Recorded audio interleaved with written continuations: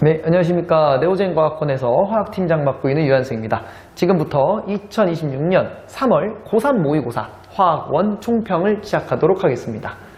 자, 먼저 전반적인 난이도부터 말씀을 드리면 작년 3월 모의고사 2025년이죠. 25년 3월 모의고사와 비교했을 때 뭐 더 어렵다거나 또 그래서 너무 쉬웠다거나 그렇지는 않았고 그냥 이제 비교했을 때 전반적으로 뭐 비슷비슷하다. 3월 모의고사면 이 정도겠지라고 이제 보여지고요.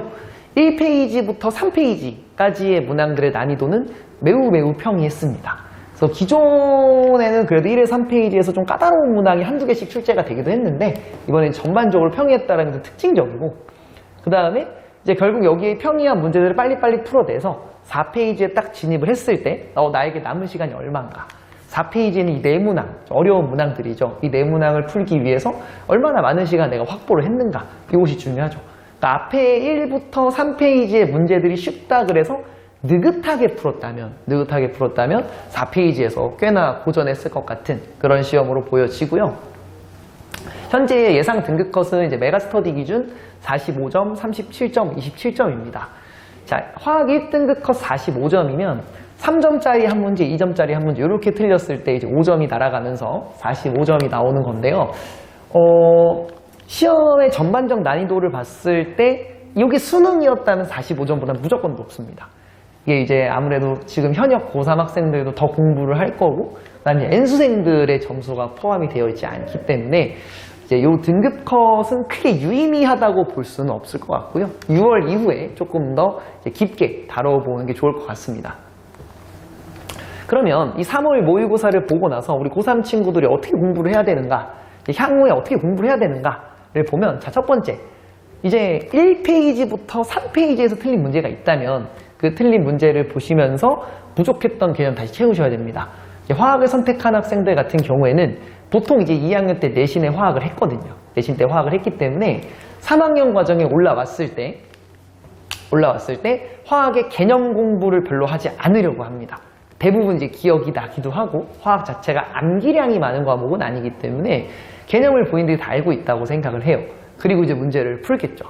그러다 보면 분명히 틀린 문제들이 생길 거고 그래서 틀린 문제를 통해서 개념을 다시 좀 보완하는 시간을 가져야 됩니다. 특히나 2단원과 3단원.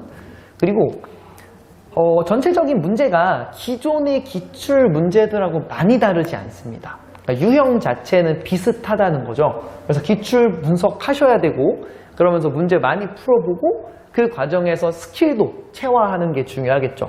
스킬을 배우는 게 중요한 게 아니라 이게 지금 체화를 해야 우리가 결국에 1페이지부터 3페이지 시간 확보할 수 있을 거고 만약에 확보를 하지 못해서 4페이지의 시간이 부족하더라도 어느 정도 스킬이 체화가 돼 있다면 금방금방 쳐낼 수 있는 문제들도 있었거든요. 그거를 연습을 하는 게 가장 중요할 거고 앞에서 말씀드렸지만 2, 3단원에서 시간 확보가 중요합니다. 그러려면 빠진 개념 없어야 될 것이고 2, 3단원에서도 빨리 풀 수 있는 문제는 빨리빨리 스킬로 쳐내서 풀어냈어야 되는 거죠. 그러면 이제 4페이지 1부터 3페이지는 평이했기 때문에 킬러 페이지인 4페이지에서 어떤 문항들이 출제가 되었는지 한번 보겠습니다. 자, 4페이지 첫 번째 문제 금속 반응성입니다. 금속 반응성 문제고 요즘은 계속 한 문제씩 나오고 있기 때문에 이제 학생들 입장에서 이게 갑자기 나왔어 라는 느낌은 아니었을 거예요. 내신에도 많이 나왔었고 그래서 산화하는 반응 실험이었고 여기에서는 이제 총 양전하량이 변하지 않는다. 그걸 이용해서 풀어내는 문제였기 때문에 뭐 과도하게 연립방 정식을 세우거나 그렇게 풀지만 않았다면 어느 정도 풀어내는데 큰 무리는 없었을 것 같습니다. 그래서 산화환원 반응이 첫 번째로 나왔었고 스킬만 잘 쓴다면 금방금방 풀어낼 수 있는 문제죠. 자, 그리고 그 다음 문제가 18번 문제 화학 심양과 물이고 유형 자체가 특이하지 않았어요. 그러니까 애초에 계산량을 조금 요구하는 부분이기는 해요. 그래서 계산을 해야 되지만 이게 처음 보는 유형의 문제에서 계산량이 많은 거랑 그래도 어느 정도 본 문제에서 계산량이 많은 거랑은 느낌이 다르거든요. 근데 이제 문제 자체가 처음 보는 유형은 아니었을 겁니다. 그래서 이거네. 계산 좀 많이 하는 거긴 한데 일단 빨리 하자 라고 하면서 조건 딱딱딱 보면서 조건들 활용해서 쳐낼 수 있었을 것으로 보입니다. 그래서 시간만 있었다면 18번은 무난하게 해결할 수 있는 문제죠. 그래서 앞 페이지에서의 시간 확보가 정말 중요했던 거고요. 자, 그리고 19번입니다. 화학 반응 양적 관계고 전통적으로 화학에서 가장 어려운 부분의 문제입니다. 자, 그래서 이 문제 같은 경우는 지금 보시면 뭐 질량이라든지 뭐 밀도 이런 자료들을 주긴 했는데 이 전체 기체의 밀도가 나오는 유형 자체가 새롭지는 않아요. 새롭지는 않고 어려운 문제인 건 맞지만 어느 정도 정형화된 현재 아이들이 많이 알고 있는 유형이 나왔기 때문에 학생들 입장에서 와 이거 뭐야 이런 느낌은 안 들었을 것 같아요. 어떻게 해야 될지 방향성은 잡고 갈 수 있었던 그런 문제로 보여집니다. 예.